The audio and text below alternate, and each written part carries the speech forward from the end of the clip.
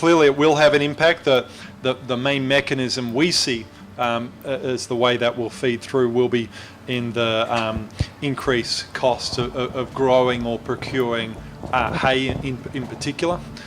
We should see reasonably low costs of widely traded nationally commodities such as corn and the like, but the hay price certainly will be unlikely to come down and may even go up from where we are.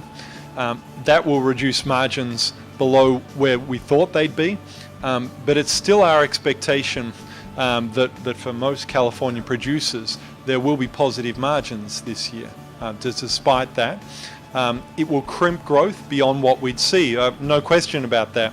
If we saw ideal conditions, and again looking back through history, we'd be looking at least 3% growth from California with these kind of margins in place, with the right production conditions. This has clearly changed that metric, and we'd probably be looking for 1 to 2%, with really leaning more towards the 1 than the 2%. So it's had a material impact, and that we believe it will have a material impact, and that will reduce the amount of product that we have available for export than otherwise would have been the case. And that, I mean, if there's a silver lining to that, that will help sustain prices in the US and international market, because it's a big production region, of course.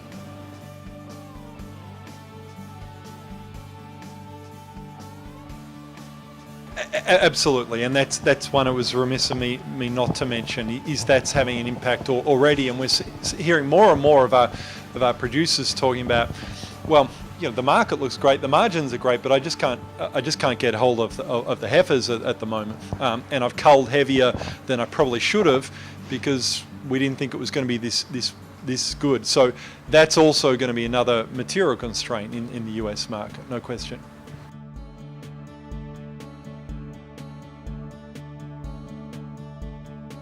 This concept that demand will exceed supply, it's like, at what price?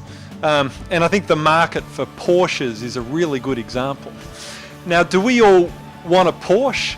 Yeah, I wouldn't mind one, but at what price? And the price they price it at the moment, actually I'm not a buyer. So is there excess demand? Well, yeah, at certain prices, but in reality, what I'm trying to get at is that there's really no future in which demand exceeds supply. It's the job of prices to rise to the level where those two things meet. So your prices rise to either encourage more supply or to choke off some of the demand, or both. And that's very much happening in the global dairy industry at the moment. That's why prices are so high, because there's potential demand in places like sub-Saharan Africa and Southeast Asia. There's more people being born, they have higher incomes, they're moving to cities, they're learning about dairy.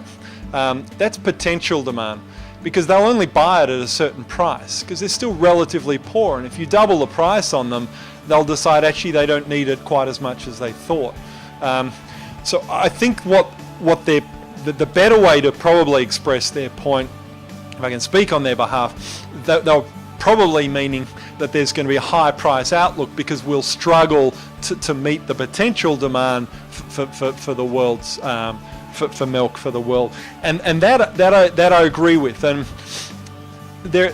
it's becoming more and more apparent, and this won't be news to you. It's very difficult to expand milk production the world over for a couple of reasons.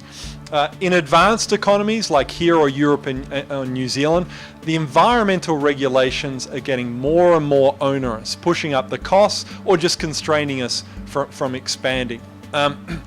Secondarily, the market's got a hell of a lot more volatile, so people are a bit battle weary of this sector in some parts of the world.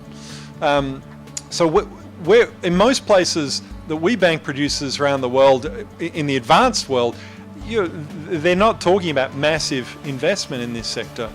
You go to the emerging markets and you have all sorts of problems with the climate being wrong, very hard to produce milk safely, feed costs high, disease risk.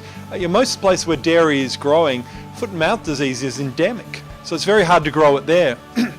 And then you come down to, this is going to be a long answer, but I'm passionate about this, and it's important. It's important.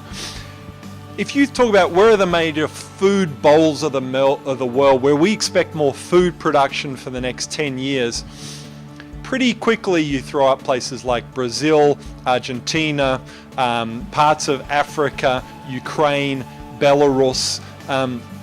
Now, people have gone into all those regions and invested heavily in broadacre crops, because despite economic, political, regulatory risks, you can go in, rent land, grow 3 crops maybe. If things turn bad in terms of corruption, the economy collapses, you can get out and your sunk costs aren't too great and you probably made money.